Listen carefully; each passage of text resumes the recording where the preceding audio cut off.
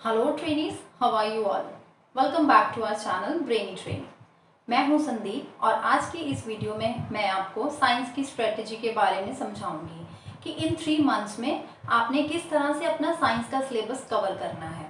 आपके पास सिर्फ 3 मंथ्स बचे हैं, अक्टूबर, नवंबर एंड दिसंबर। तो इन्हीं सिर्फ 3 मंथ्स में आपको अपना पूरा सिलेबस कवर करना है, ईच एंड एवरी सब्जेक्ट का। मैथ्स की वीडियो में आपके साथ शेयर कर चुकी हूँ कि मैथ्स की 3 मंथ्स में आपने किस तरह से सिलेबस कवर करना है, और आज की इस वीडियो में मैं आपको साइंस का बताऊंगी। बाकी ऑल सब्जेक्ट्स का भी मैं एक वीडियो ज़रूर बनाऊंगी जिसमें मैं आपको पूरा टाइम टेबल सेट करके बताऊंगी कि किस तरह से आपने पूरे टाइम टेबल को मैनेज करना है। और बाकी जो अगर पर सब्जेक्ट वाइज आप देखें, जैसे एसएसटी है, इंग्लिश है एंड और आपका कोई और लैंग्वेज सब्जेक्ट है, तो उनको आप अब खुद से मैनेज कर सकते हैं। जैसे मैंने आपको मैथ्स का समझाया, अब साइंस का आज समझाऊंगी, तो इसी तरह से आप उनको भी मैनेज कर सकते हैं। तो अगर चैनल को सब्सक्राइब नहीं किया तो प्लीज़ चैनल को सब्सक्राइब कर लीजिए और मेरी वीडियो को एंड तक ज़रूर देखिएगा, क्योंकि पता क्या होता है कि जो भी मैं वीडियो में बोल रही होती हूँ तो कई बच्चे क्या होते हैं, सेम वही चीज़ मुझे कमेंट बॉक्स में भी पूछते हैं, तो वहाँ से मुझे पता चल जाता है कि आपने वीडियो पूरी नहीं देखी। तो वीडियो को एंड तक ज़रूर देखिएगा, क्योंकि अगर एंड तक देखेंगे तो ही तो आपको पता चलेगा कि आपको 3 मंथ्स में अपना सारा सिलेबस कैसे कवर करना है। तो let's get started to train our brain.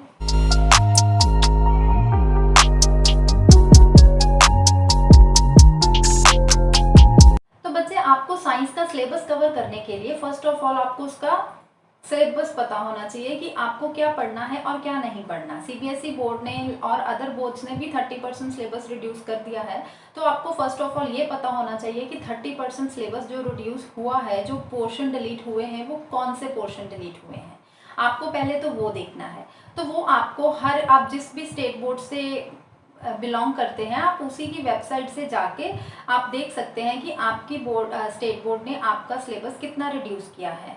जैसे सीबीएसई बोर्ड ने 30% रिड्यूस किया है, यूपी बोर्ड ने भी किया है, उनकी वीडियोस में ऑलरेडी डाल चुकी हूँ, तो आप वहाँ से भी देख सकते हैं कि क्या क्या पोर्शन आपको पढ़ना है और क्या नहीं पढ़ना।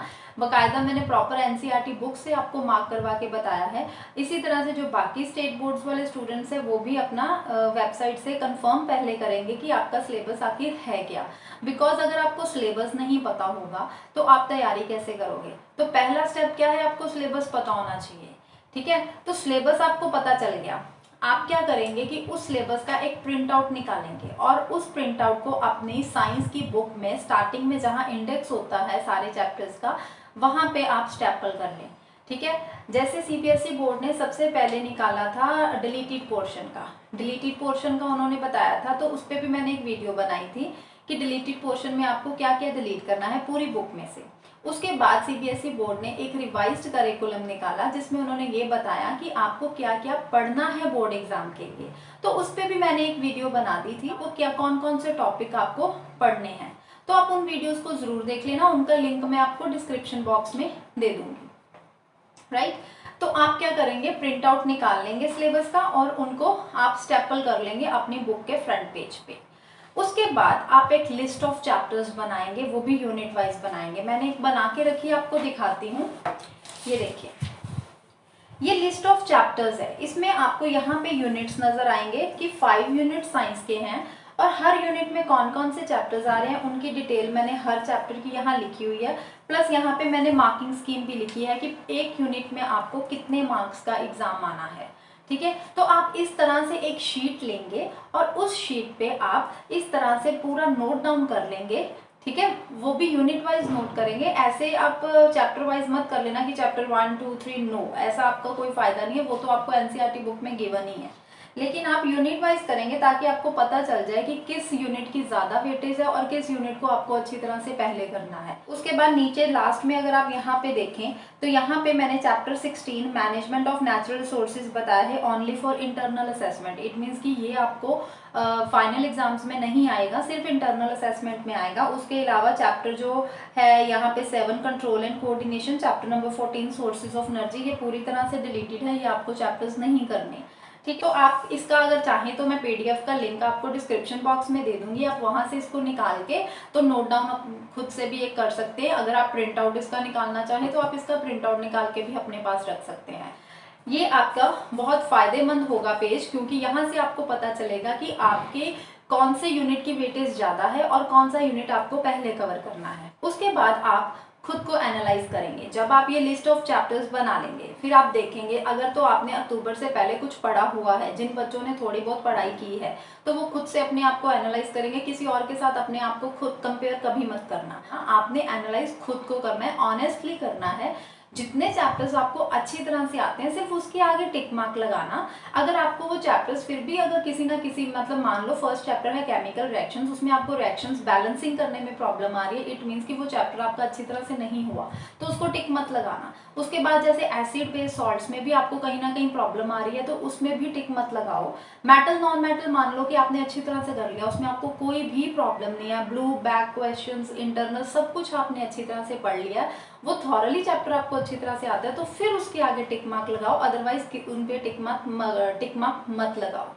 ठीक है, ऑनेस्टली आपको अपने आप को एनालाइज करना है। उसके बाद जब आप ये एनालाइज कर लोगे, फिर आप देखोगे कि आपके कितने चैप्टर्स रह गए हैं और कितने चैप्टर्स आपने कर लिए हैं। फिर उसके बाद आप अपना शेड्यूल बनाओ कि आपने ये 3 मंथ्स में इन चैप्टर्स को कैसे फिनिश करना है। तो आगे हम करेंगे कि आपको रिवीजन जो करनी है स्टार्ट, तो आप हमेशा क्या करेंगे, कभी भी डिफिकल्ट चैप्टर से स्टार्ट मत करो, आप हमेशा इजी चैप्टर से स्टार्ट करो। आप अगर स्टार्टिंग से ही डिफिकल्ट चैप्टर को पकड़ लोगे तो आपके लिए वो सब्जेक्ट बहुत बोरिंग और डिफिकल्ट हो जाएगा, तो फिर आपका मन नहीं करेगा कि आगे हम इसको कंटिन्यू करें। ठीक है, अगर उस एक सब्जेक्ट में आप वीक हो, वो सब्जेक्ट आपको पढ़ना नहीं आ रहा, आपका पढ़ने का मन नहीं कर रहा, तो उसका जो भी आप टॉपिक स्टार्ट करोगे, जो चैप्टर भी आप स्टार्ट करोगे, उसका सबसे इजी चैप्टर उठाओ, सबसे पहले उसको करो। उसके बाद आप मीडियम पे आओ, देन डिफिकल्ट पे आओ। एकदम से डिफिकल्ट को मत उठाओ, क्योंकि फिर आपका इंटरेस्ट खत्म हो जाएगा, आपका उस सब्जेक्ट को पढ़ने का मन नहीं करेगा। ठीक है, अब मैं बताने जा रही हूँ उन स्टूडेंट्स के लिए कि जिन्होंने अभी तक साइंस का भी कुछ नहीं पढ़ा, तो उन्होंने इस अक्टूबर, नवंबर और दिसंबर 3 मंथ्स में अपना सिलेबस कैसे खत्म करना है।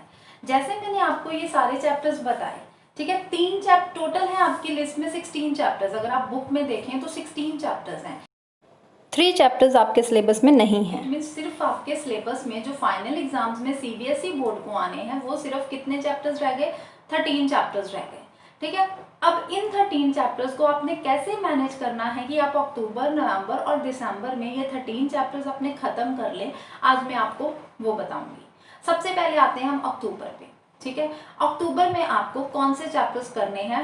अगर आप अपनी मर्जी से चैप्टर्स की शफलिंग करना चाहते हो, दैट्स वेल एंड गुड, आप कर सकते हो। लेकिन अगर आपको नहीं समझ में आ रहा, उन वो बच्चे जो बहुत ज़्यादा कंफ्यूज्ड है कि हमें समझ में नहीं आ रहा कि हम कौन से चैप्टर्स को पहले करें, कौन से बाद में करें, तो उनके लिए मैं ये बता रही हूँ कि सबसे पहले आप अक्टूबर में कौन कौन से चैप्टर्स करेंगे। आप पहले क्या करेंगे, ये नहीं है कि आप करें कि हम अक्टूबर में सारी केमिस्ट्री कर लेते हैं, फिर हम फिजिक्स कर लेंगे, फिर हम बायो कर लेंगे, ऐसा कभी मत करना। अगर एक चैप्टर आपने केमिस्ट्री का किया तो आप एक चैप्टर फिजिक्स का कर लो, एक चैप्टर बायो का कर लो, टर्न बाय टर्न करो।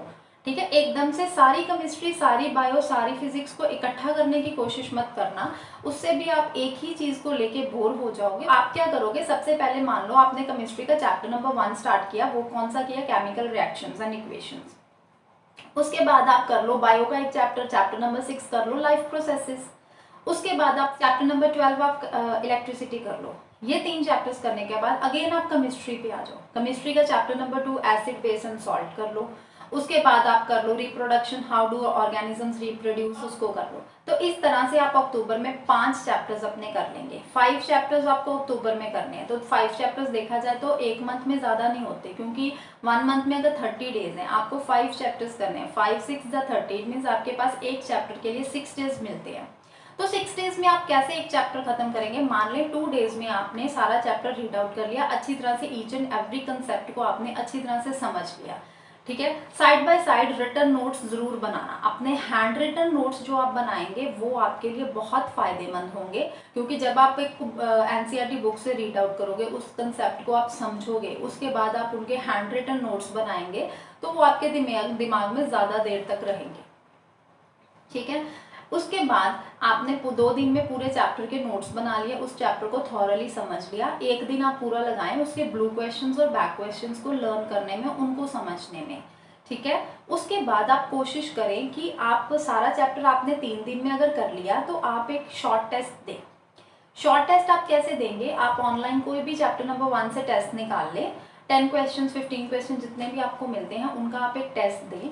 अगर आपका उसके बाद उसको खुद से टेस्ट को चेक करें। मान लीजिए कि 2-3 ऐसे क्वेश्चंस हैं जिनमें आपको थोड़ी बहुत प्रॉब्लम आई, जो आपसे मतलब आपको क्वेश्चन फॉर्मेशन समझ में नहीं आया, तो आप उस पर ग्रीन मार्क कर लें, ग्रीन स्केच लें और उस पर ग्रीन कलर की टिक लगा दें।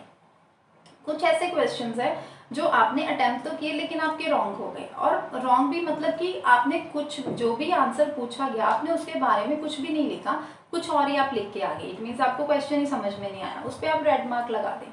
तो फिर आप दोबारा से जब आप उन क्वेश्चंस को करेंगे उनको फिर से आप रिटर्न करने की कोशिश करें। ठीक है, ऐसे आपने एक टेस्ट आपने दे दिया, उसके बाद आप कोशिश करें एक और टेस्ट देने की, 2-3 टेस्ट आप दे दें, क्योंकि आपके पास 6 दिन है एक चैप्टर को। तो एक चैप्टर को ये नहीं कि आप सिर्फ बुक से रीड करते जाओ, बुक से रीड करते जाओ, उसका कोई फायदा नहीं होगा। उस चैप्टर को टेस्ट देने की आप कोशिश करें, अपने आप को एनालाइज करें कि हाँ आपका ये चैप्टर अच्छी तरह से हो गया है या नहीं हुआ, तब जाके आपका ये चैप्टर फाइनल होगा। फिर जाके आप नेक्स्ट चैप्टर पे जाइए। सिर्फ बुक से पढ़ने का कोई फायदा नहीं होगा, क्योंकि अगर आप टेस्ट देंगे तो टेस्ट से आपको क्वेश्चन फॉर्मेशन समझ में आएगी, ब्लू बैक क्वेश्चंस आप लर्न करेंगे, वहां से आपको क्वेश्चन फॉर्मेशन समझ में आएगी कि किस तरह से क्वेश्चंस पूछे जाते हैं बोर्ड एग्जाम में और आपने उनके आंसर्स किस तरह से लिखने हैं। ठीक है, उसके बाद आप नेक्स्ट वीक में जाए, 6 दिन के बाद एक चैप्टर अच्छी तरह से हो गया, उसके बाद आप नेक्स्ट चैप्टर पे चला जाएं। वो चाहे आप बायो पहले कर ले, चाहे आप फिजिक्स का पहले कर ले, वो आपके ऊपर डिपेंड है। लेकिन आप क्या करेंगे, एक मंथ में अक्टूबर में 5 चैप्टर आप कर लेंगे। एक और चीज आपको बताना चाहूंगी, क्विक नोट्स। क्विक नोट्स क्या होते हैं देखें,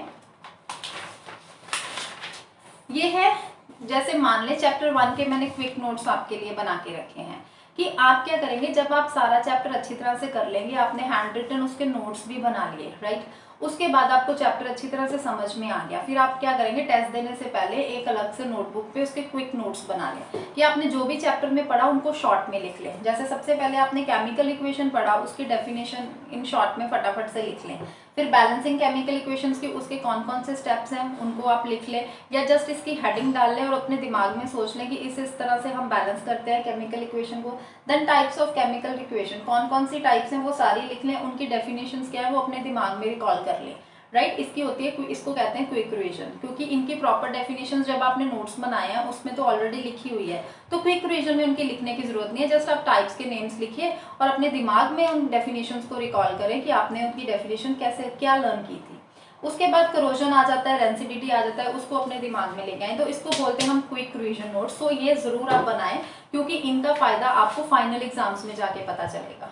क्विक रिवीजन नोट्स तो बहुत फायदा होता है, इसको आप जरूर बनाएं, मैथ्स में भी बनाएं, इसमें भी बनाएं। तो हो गया अक्टूबर में आपके 5 चैप्टर्स हो गए। फिर आप नवंबर में कौन कौन से चैप्टर्स करोगे, नवंबर में आप करेंगे चैप्टर नंबर 13 मैग्नेटिक इफेक्ट्स। ठीक है, चैप्टर नंबर 13 मैग्नेटिक इफेक्ट्स करने के बाद अगेन आप बायो पे आ जाए, मेटल्स एंड नॉन मेटल्स कर लें, कार्बन एंड इट्स कंपाउंड्स कर लें, उसके बाद आप फिजिक्स में लाइट चैप्टर कर लें। ठीक है, आपने अक्टूबर में 5 चैप्टर्स कर लिए, नवंबर में आप 4 चैप्टर्स करेंगे, टोटल कितने हो गए, 9 चैप्टर्स हो गए। तो 4 चैप्टर्स को आपने 30 डेज में करना है। ठीक है, तो 30 डेज में करना, तो अगर हम 7 4 28, इट मीन 7 डेज मिल जाते हैं आपको एक चैप्टर करने में। उसके बाद भी नवंबर के एंड में आपके पास 2 दिन एक्स्ट्रा बच जाएंगे। ठीक है ना, तो आपने 7 डेज लगाने हैं 4 चैप्टर्स करने में। आई डोंट थिंक सो कि ये इतना डिफिकल्ट टास्क है आपके लिए। आप 4 चैप्टर्स एक मंथ में नहीं कर सकते, बहुत इजीली कर सकते हो 7 दिनों में। 3 दिन भी अगर आप एक चैप्टर को अच्छी तरह से समझने में लगाएं, उसके बाद उसके आप नोट्स भी बना लें, क्विक रिवीजन नोट्स भी बनाएं, फिर आप उसके टेस्ट दें, ऑनलाइन टेस्ट निकालें, 2 से 3 टेस्ट भी आप अच्छी तरह से दे देंगे तो आप अपने आप को पक्का कर लेंगे कि हाँ ये चैप्टर हमारा हो गया। तो फिर आप क्या करेंगे कि जो यूनिट वाइज आपने लिस्ट बनाई थी उसमें आप टिक मार्क लगा लेंगे कि ये चैप्टर मेरा अच्छी तरह से हो गया।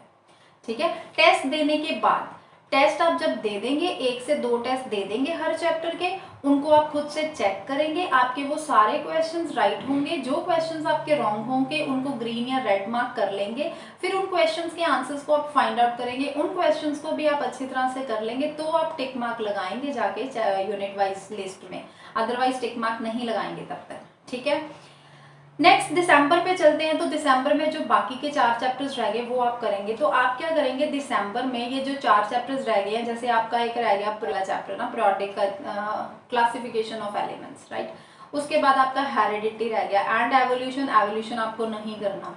उसके बाद human I and colourful world, उसमें आपको ह्यूमन आई नहीं करना, सिर्फ कलरफुल वर्ल्ड पढ़ना है। उसके बाद आर एनवायरमेंट चैप्टर, ये 4 चैप्टर्स है, बहुत छोटे छोटे चैप्टर्स है। तो आपको ये नहीं करेंगे कि आप इसको पूरे 30 डेज ले जाएंगे, आप इसको कोशिश करें 20 दिसंबर तक इन 4 चैप्टर्स को कर दें। अगर 4 चैप्टर्स आप 20 दिसंबर तक भी करें तो आपके पास 5 डेज मिलते हैं आपको एक चैप्टर कंप्लीट करने में। तो आप इजीली इन 4 चैप्टर्स को भी विद टेस्ट आप इनको करेंगे, विद आप इनकी हैंड रिटन नोट्स बनाएंगे, क्विक रिवीजन नोट्स भी बनाएंगे। ठीक है, एक छोटी सी अलग से कॉपी लगा लेंगे नोटबुक जिसपे आप क्विक रिवीजन नोट्स बनाएंगे। उसके बाद जब 20 दिसंबर के बाद आपके पास 10 डेज बच जाएंगे तो उन 10 डेज में आप क्या करेंगे, फुल एनसीईआरटी को दोबारा से रिवाइज कर लेंगे कि जितने 13 के 13 चैप्टर्स आपने किए हैं वो सारे चैप्टर्स आप फटाफट उनको रिकॉल करेंगे। ठीक है, फिर आप जनवरी में आएंगे तो जनवरी में आप अपने सैम्पल पेपर सॉल्व करेंगे, जो आप या तो प्रीवियस ईयर्स उठा लें या कोई क्वेश्चन बैंक खरीद लें। क्वेश्चन बैंक तक बहुत ज़्यादा मार्केट में आ जाएंगे, कोई भी एक आधा क्वेश्चन बैंक आप उठाएं और उनके सैम्पल पेपर्स को सॉल्व करना स्टार्ट कर दें। तो जब भी आप सैम्पल पेपर सॉल्व स्टार्ट करेंगे आप टाइमिंग नोट करेंगे, तो आप कोशिश करेंगे सारा सैम्पल पेपर एक ही दिन में करेंगे और लगातार 3 घंटे बैठ के करेंगे। ये नहीं कि अभी सेक्शन ए कर लेता हूँ, दोपहर को सेक्शन बी करता हूँ, शाम को सेक्शन सी करूंगा, रात को सेक्शन डी करूंगा, ऐसा कुछ मत करना। आप करेंगे एक ही टाइम पे बैठेंगे, 3 घंटे में पूरे सैम्पल पेपर को सॉल्व करके ही उठेंगे। ठीक है, इससे क्या होगा कि आपकी टाइमिंग की प्रॉब्लम जो होती है एग्जाम्स में वो सॉल्व हो जाएगी, क्योंकि जब आप फाइनल एग्जाम्स में देने जाएंगे तो आपका 3 घंटे से पहले ही पेपर हो जाएगा। आप फटाफट 2-2.5 घंटे में एग्जाम खत्म कर लेंगे, उसके बाद जो बाकी बचा टाइम है आप उसकी रिवीजन कर सकते हैं। और रिवीजन जब आप करेंगे तो कोई ना कोई प्रॉब्लम जरूर निकलती है, कहीं ना कहीं आप गलती अपनी जरूर निकाल लेते हो और उस गलती को आप करेक्ट करेंगे तो आप खुद सोच लें कि आपके कितने अच्छे मार्क्स आएंगे। ठीक है, ये बहुत अच्छा फंडा है आपका स्टडी करने का, अगर आप इसको अप्लाई करें ना तो आई एम श्योर कि आपके मतलब 80 मार्क्स का अगर आपको एग्जाम आना है तो 70 से अबव तो पक्का है, 75 78 तक भी आप ला सकते हैं। ठीक है, तो लेकिन आप सैम्पल पेपर्स कम से कम 10 से लेकर 12 सैम्पल पेपर्स आप जनवरी के मंथ में सॉल्व कर लेंगे। इससे आपको एग्जाम में क्वेश्चन फॉर्मेशंस जो होंगी वो समझ में आएंगी। और सबसे पहले आप वो सैम्पल पेपर सॉल्व करेंगे जो सीबीएसई बोर्ड की तरफ से जो वेबसाइट में दिया जाता है। अभी तक वो आया नहीं है, लेकिन जब भी वो आएगा, एक सैम्पल पेपर देते हैं एक सब्जेक्ट का या 2 सैम्पल पेपर देते हैं, आई डोंट नो, पर जितने भी वो आएंगे पहले आप उनको सॉल्व करेंगे। ठीक है, उससे आपको क्या होगा कि क्वेश्चन फॉर्मेशन पता चलेगी, फिर आपको पता चलेगा कि कौन से टॉपिक में से किस तरह से क्वेश्चंस आते हैं। ठीक है, कौन से टॉपिक ज्यादा वो आपको दे रहे हैं, वैल्यू बेस्ड क्वेश्चंस आ रहे हैं, रीजनिंग क्वेश्चंस आ रहे हैं, किस तरह के क्वेश्चंस आ रहे हैं, कितने एमसीक्यू आएंगे, कितनी ब्लैंक्स आपको आएंगी। ठीक है, तो ये क्वेश्चंस आपको पता चलेंगे, तो वो आपको सैम्पल पेपर जरूर और जरूर देने हैं। सबसे पहले आप वही 2 सैम्पल पेपर सॉल्व करेंगे। आई थिंक ये अक्टूबर के मंथ में सीबीएसई की वेबसाइट में वो आ जाएंगे, तो जब जैसे ही आएंगे मैं आपके साथ जरूर शेयर करूंगी। हम कोशिश करेंगे कि हम सैम्पल पेपर्स को सॉल्व करें अपनी वीडियोज में, ताकि आपको वो भी कोई प्रॉब्लम ना आए। ठीक है, आई होप अब आपको ये सारे पॉइंट समझ में आ गए होंगे कि इन 3 मंथ्स में आपको किस तरह से अपना साइंस का सिलेबस रिवाइज करना है। तो प्लीज़, अगर आप मुझे बहुत सारे कमेंट्स आते हैं कि मैम हम डिप्रेशन में हैं, हमें समझ में नहीं आ रहा, हम किस तरह से अपनी पढ़ाई करें, तो इसमें डिप्रेशन वाली कोई बात नहीं है। आप कूल माइंडेड रहें, मॉर्निंग में उठ के मेडिटेशन करें और इजीली अपना सिलेबस कवर करने की कोशिश करें। जब अगर आप टेंशन में रहेंगे तो आप अपना सिलेबस कवर नहीं कर पाएंगे। आप अपने आप को बेस्ट देने की कोशिश करें, आप करें I am the best, positive सोचें कि हाँ मैं कर सकता हूँ, मुझे कोई प्रॉब्लम नहीं है, मैं हाईएस्ट मार्क्स भी ला सकता हूँ अपनी क्लास में, क्या अपनी स्टेट में ला सकता हूँ। तो फिर आप अच्छी तरह से रिवीजन कर पाएंगे। तो अगर चैनल को सब्सक्राइब नहीं किया तो प्लीज़ चैनल को सब्सक्राइब जरूर कीजिए, और अगर वीडियो अच्छी लगी हो तो वीडियो को लाइक भी कीजिए और ज़्यादा से ज़्यादा अपने फ्रेंड्स को ज़रूर शेयर कीजिए, ताकि वो भी ये टिप्स को फॉलो करके अपनी रिविजन अच्छी तरह से कर सकें। कोई भी प्रॉब्लम है, किसी भी तरह से कुछ भी पूछना चाहते हैं तो कमेंट बॉक्स में पूछ सकते हैं। इवन आप मेरे इंस्टाग्राम पे भी मुझे फॉलो कर सकते हैं, वहाँ पे भी मैसेज करके मुझसे कुछ भी पूछ सकते हैं। मैं कोशिश करूँगी आपके हर क्वेश्चन का आंसर देने की। मिलते हैं अपनी नेक्स्ट वीडियो में, तब तक के लिए बाय।